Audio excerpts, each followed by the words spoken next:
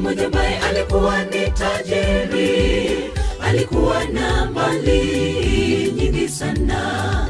Jina lake huyo ni Nabali, na mkewe Abigaili. Na huyo mkewe alikuwa mwenye akili njema, uzuri wa uso pia alikuwa nao. Na huyo mkewe alikuwa mwenye akili njema, uzuri wa uso pia alikuwa nao. Bali yule mwanamume alikuwa hana adabu, muovu katika matendo yake.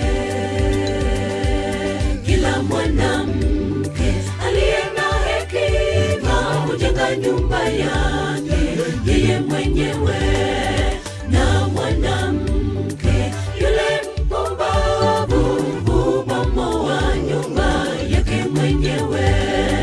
Kila mwanamke aliye na hekima hujenga nyumba yake yeye mwenyewe, na mwanamke yule mpumbavu hubomoa nyumba yake mwenyewe.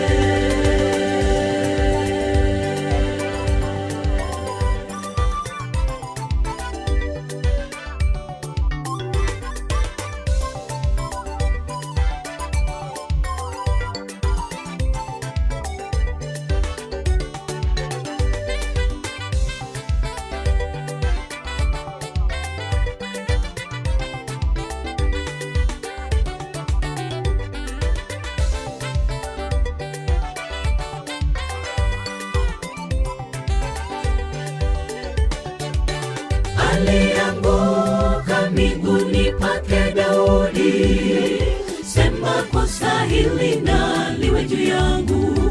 Bwana wangu simjali muovu Nabali, yeye anafanana na jina lake. Jina lake ni pumbavu, ni mpumbavu. Yeye anafanana na jina lake. Jina lake ni pumbavu, ni mpumbavu. Na tutapata wapi wanawake wenye hekima kama Abigaili alivyokuwa? Kila mwanamke aliye na hekima hujenga nyumba yake yeye mwenyewe, na mwanamke yule mpumbavu hubomoa nyumba yake mwenyewe.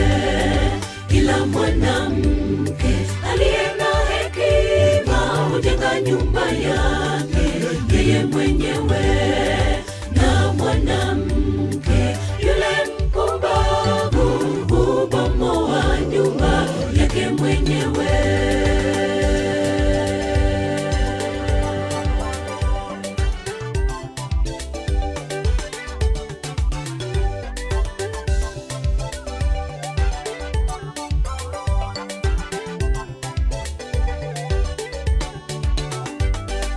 Kila mwanamke aliye na hekima hujenga nyumba yake yeye mwenyewe,